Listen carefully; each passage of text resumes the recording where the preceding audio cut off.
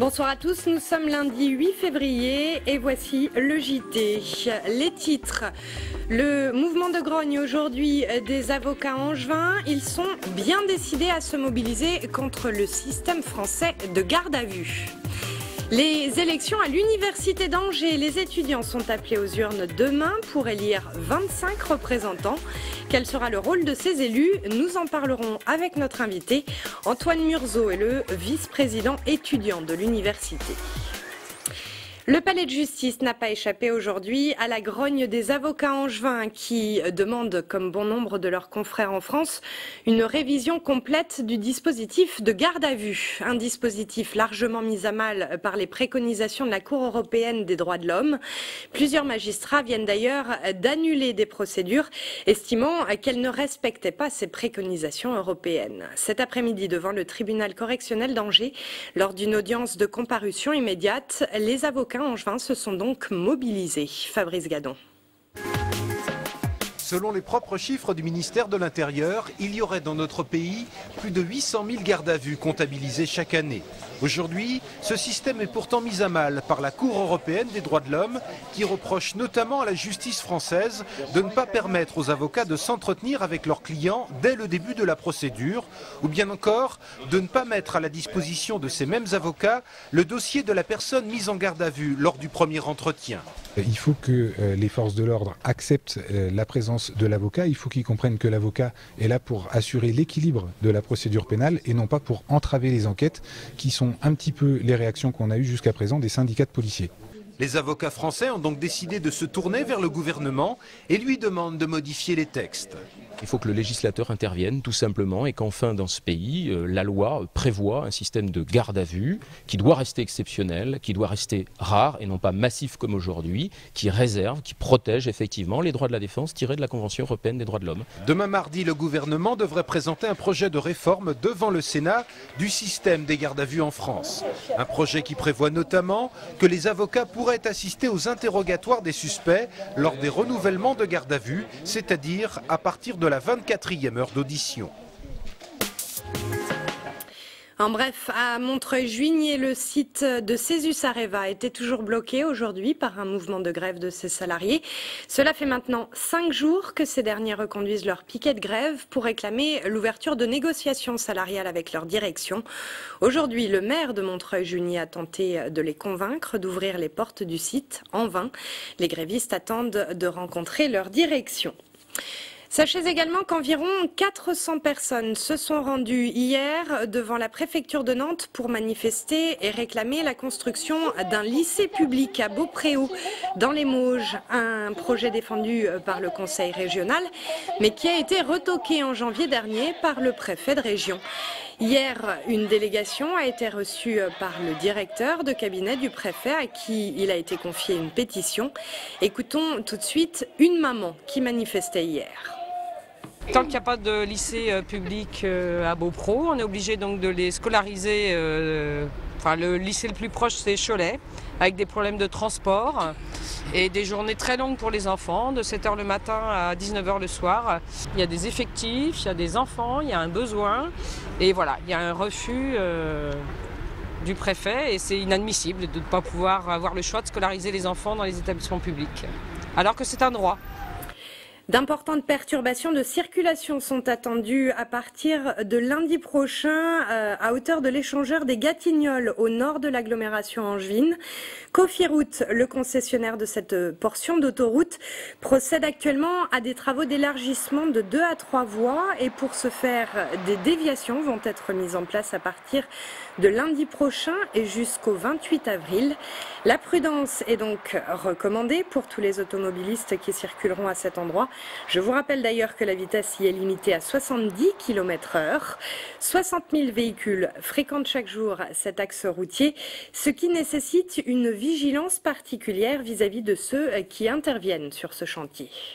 Il faut à tout prix continuer à respecter la limitation de vitesse parce que je continue à dire qu'il y a des ouvriers qui travaillent sur ce chantier, qui travaillent juste à côté des murs et béton et qu'il faut faire attention à eux, il faut faire attention à sa vitesse aussi parce qu'on est dans un univers restreint avec des voies de circulation qui sont restreintes et pour cela il faut à tout prix respecter les limitations de vitesse pour éviter d'avoir des accidents.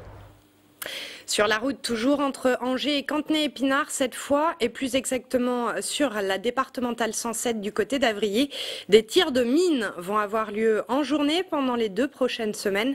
Des tirs qui permettront d'attaquer des amas rocheux et d'aménager les lieux. Va sans dire que la route sera fermée pendant toute la durée des travaux.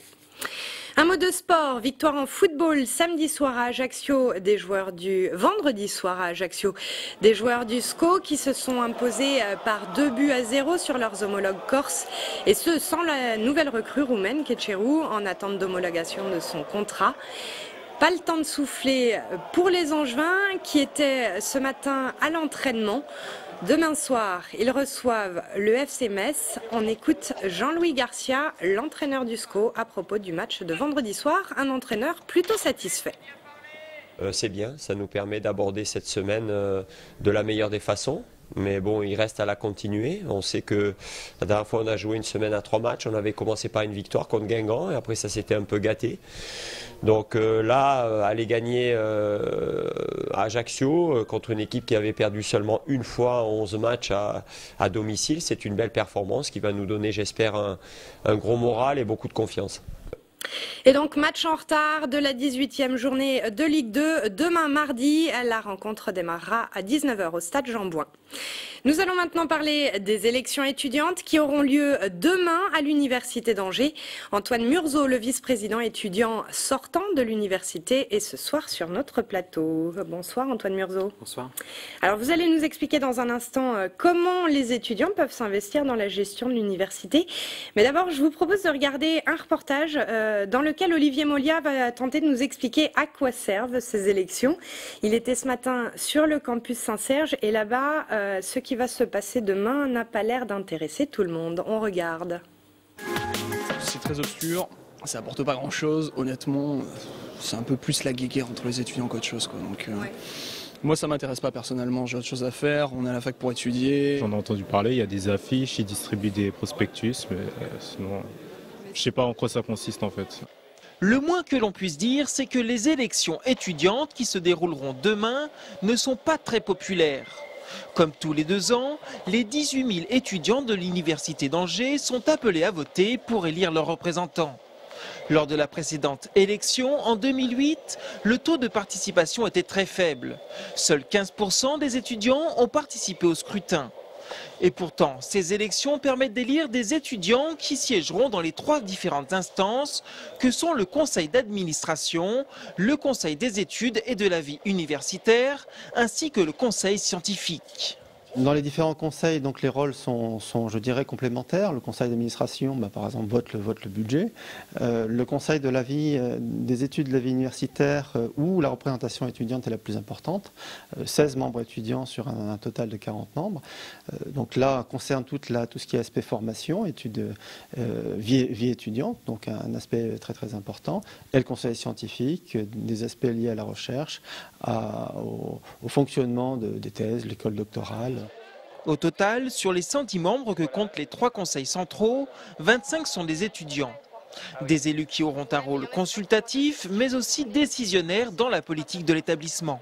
Cette élection aux 2 conseils centraux de l'université va permettre pour les étudiants d'avoir des représentants pour les 2 ans à venir et qui vont décider de toute la vie de l'université, aussi bien la vie vraiment scolaire que la vie étudiante. On vote des choses aussi importantes que les enseignements dans les cursus, que les partenariats avec les universités étrangères, que les projets étudiants, les subventions FSDIE, les projets étudiants auxquels on donne des subventions afin qu'ils puissent exister. Demain, lors de l'élection, les étudiants auront le choix entre plusieurs listes. Cette année, elles sont au nombre de 26 et sont conduites par 159 candidats. Alors, Olivier Molia le disait, il existe 3 conseils, 3 instances différentes de gestion de l'université dans lesquelles les étudiants siègent. Est-ce qu'ils ont un réel pouvoir, les étudiants qui siègent ?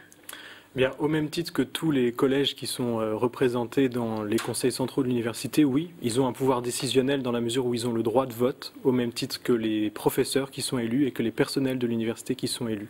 Et est-ce qu'ils votent des choses concrètes? J'aimerais bien que vous nous expliquiez comment ils vont agir concrètement pour la vie de l'université. À chaque conseil, de toute façon, il y a un ordre du jour maîtrisé par le président. Donc les étudiants ont leur mot à dire. Les conseils, ce sont des instances de délibération, donc il y a débat réellement. Les étudiants sont quand même les usagers de l'université, donc c'est tout naturel qu'ils aient leur mot à dire, puisque l'université, à mon sens, c'est une petite démocratie dans la démocratie. Oui. Et donc, oui, à ce titre-là, ils peuvent décider, ils peuvent même être porteurs d'idées, de projets, et généralement, ils sont écoutés parce qu'ils représentent quand même le premier public. Ça fait 2 ans, vous, que vous êtes le vice-président étudiant de l'université. Quel aura été votre rôle dans l'université? Alors, le rôle du vice-président étudiant est inscrit dans la loi depuis 2007, depuis la LRU, à savoir charger des questions de vie étudiante à l'université. Donc c'est très large, hein, c'est une ligne et demie dans la loi. C'est pas évident à appréhender à prime abord. C'est ce que je vais vous demander, oui. Disons que la vie étudiante, étant donné qu'elle prend l'étudiant sous tous ces aspects, hein, que ce soit les questions de logement, les questions de restauration, qui sont, elles, plus des questions gérées par le Crous. La vie étudiante, c'est aussi une vie de campus, et c'est là que j'interviens. C'est-à-dire, est-ce que, en venant étudier, l'étudiant se sent bien, finalement? D'accord. Quelle aura été, vous, votre grande réalisation sur ces 2 ans? Alors sur les 2 ans, le projet dont je suis le plus fier, c'est la création de la conférence des étudiants présidents d'associations. Oui. C'est-à-dire que le problème de l'université d'Angers en termes de vie étudiante, c'est l'éclatement géographique de ses campus. Donc pour pallier à ça, j'ai proposé au président de réunir l'ensemble des présidents d'associations à la présidence sous la forme d'une nouvelle instance qui crée du lien, en fait, d'une part entre les associations elles-mêmes et surtout entre les instances et les associations pour réfléchir ensemble à une vraie politique de vie étudiante pour l'université. Dernière chose, rapidement, on pourrait en parler très longtemps et puis ça demande du temps pour expliquer tout ça, mais on va revenir aux élections de demain. Dans son reportage, Olivier Molia nous parlait de listes et non de candidats à élire. Comment ça va fonctionner tout ça ? Eh bien, en fait, effectivement, les étudiants se regroupent sous forme de listes. Ça permet une meilleure représentativité puisque pour chaque liste, on a des étudiants des différentes composantes de l'université. Et voilà, au même titre qu'un conseil municipal, par exemple, c'est une élection par liste. Merci beaucoup, en tout cas, d'être venu sur ce plateau pour nous parler de tout ça. Et puis, bonne continuation. Merci. C'est la fin de cette édition. Merci de l'avoir suivi. Et retrouvez-nous demain à partir de 19h45. Bonne soirée, à demain.